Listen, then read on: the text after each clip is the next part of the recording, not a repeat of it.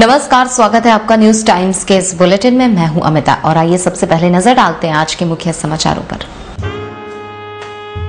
परसूडी कृषि उत्पादन बाजार समिति का चुनाव 8 नवंबर को आरोप प्रत्यारोप का दौर शुरू।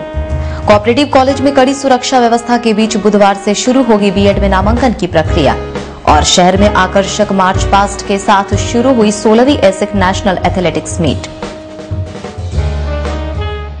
अब खबरें विस्तार से। परसूडी कृषि उत्पादन बाजार समिति का चुनाव 8 नवंबर को होने जा रहा है। समिति के वर्तमान अध्यक्ष दीपक भालोटिया अपनी उपलब्धियां गिनाकर जहां अध्यक्ष पद पर पुनः काबिज होना चाह रहे हैं, वहीं इस पद के एक अन्य उम्मीदवार सत्यनारायण अग्रवाल वर्तमान कमेटी पर व्यापारियों की उपेक्षा करने का आरोप लगा रहे हैं। सदस्य पद के प्रत्याशी अपनी प्राथमिकताएं गिना रहे हैं। समिति का चुनाव भले होने जा रहा है, लेकिन बाजार प्रांगण की स्थिति नारकीय जैसी है। प्रांगण में चारों ओर कीचड़ है, उसी कीचड़ में लोग आना जाना करते हैं। दीपक भालोटिया ने अपनी उपलब्धियां गिनाते हुए कहा कि बाजार प्रांगण के सड़क का निर्माण कार्य अविलंब शुरू किया जाएगा। जहां तक सत्यनारायण अग्रवाल की बात है तो वह खुद एक समस्या है। वे जहां भी गए वहां के लिए समस्या बन गए। सभी व्यापारी आम नागरिक के लिए उपलब्ध है।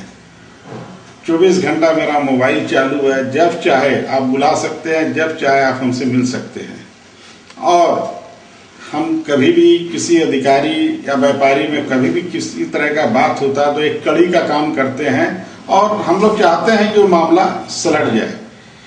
और कभी भी किसी भी व्यापारी के यहाँ समस्या आया है तो उसके साथ तन मन के साथ में उसके साथ हम लोग लगते हैं।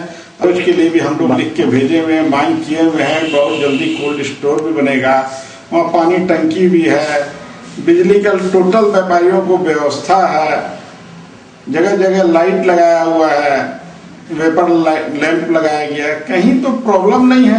प्रॉब्लम जरूर है, जैसे सड़क उड़क थोड़ा बहुत तो वो बनते रहता है, खराब होता है। आज के डेट में सड़क खराब जो है, बहुत जल्दी उसका निर्माण होने जा रहा है। नारायण अग्रवाल अपने आप में एक समस्या है। जिस संस्था में हो जाएगा ऑटोमेटिक समस्या खड़ा हो जाएगा।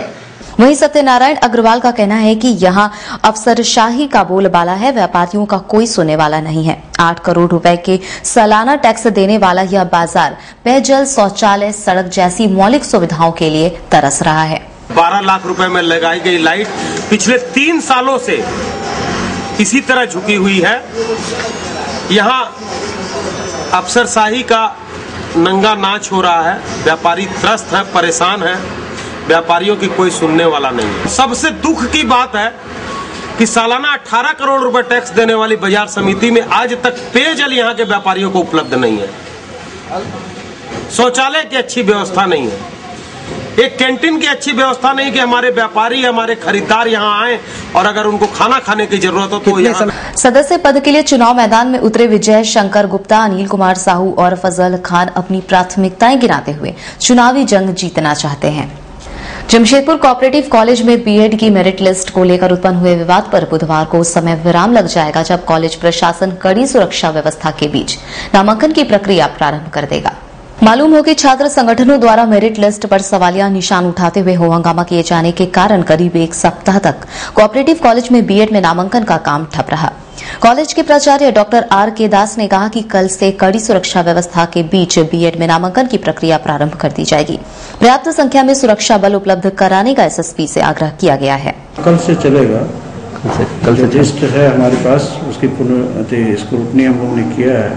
और जहाँ गलतियाँ होगी तो वो तो कोई भी एडमिशन प्रोविजनल होता है और प्रोविजनल होने के नाते कभी भी हम लोग कैंसिल करने का ये रखते हैं।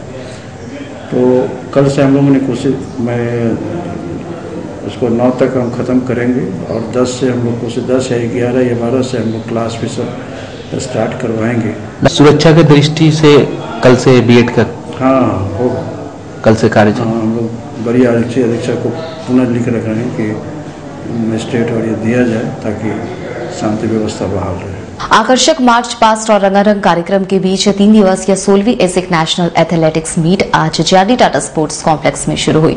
इस प्रतियोगिता की मेजबानी धपकीटी स्थित जेएस तारापुर स्कूल कर रहा है। प्रतियोगिता का उद्घाटन CISCE के चेयरमैन डॉक्टर जोस आयकारा ने किया।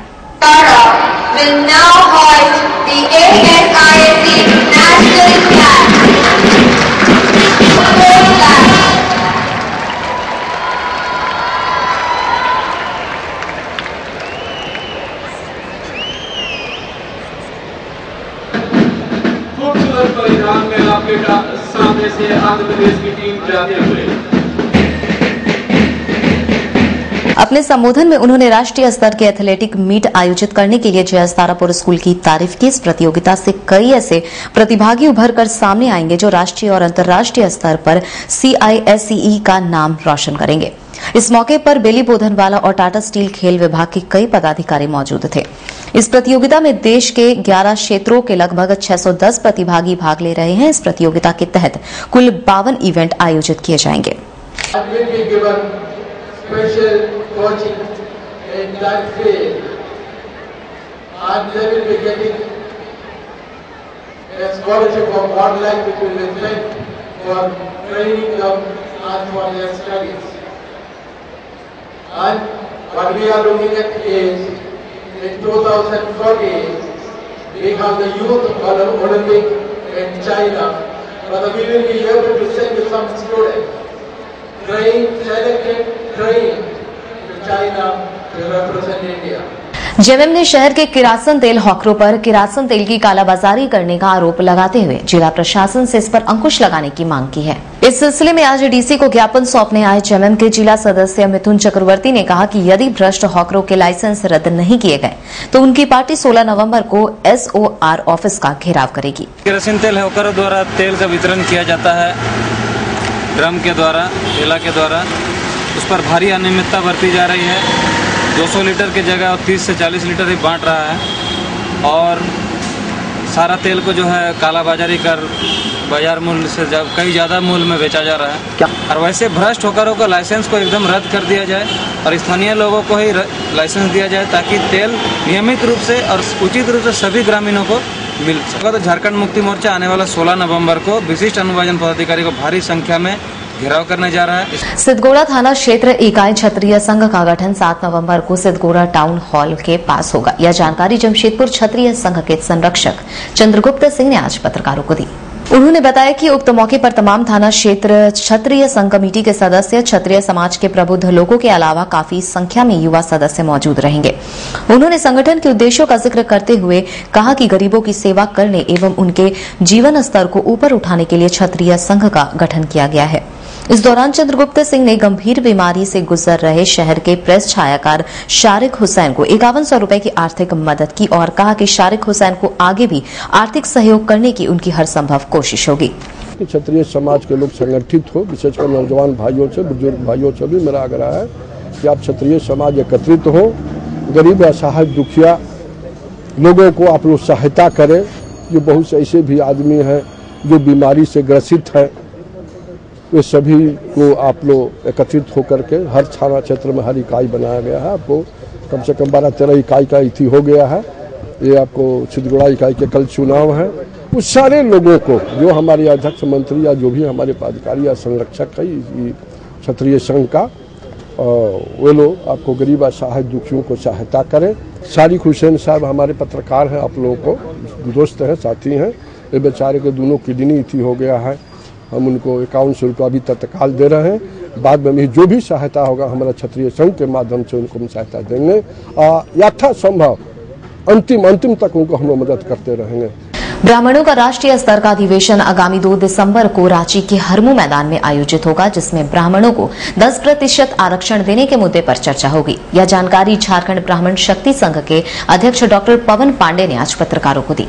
उन्होंने अधिवेशन के मुद्दे के बारे में जानकारी देते हुए कहा कि राष्ट्रीय स्तर के अधिवेशन में कोल्हान क्षेत्र से 16,000 ब्राह्मण शिरकत करेंगे। पूरे देश से ब्राह्मणों के प्रतिनिधि हिस्सा लेंगे और झारखंड राज्य से हम लोगों को उम्मीद है कि लाखों की संख्या में ब्राह्मण जुटेंगे। पूरे कोल्हान से हम लोग 10,000 ब्राह्मणों को जुटाने का कार्यक्रम बनाए हैं। हम लोग का ये सोच है। इस महाअधिवेशन के माध्यम से हम लोगों की मांग है कि समान वर्ग से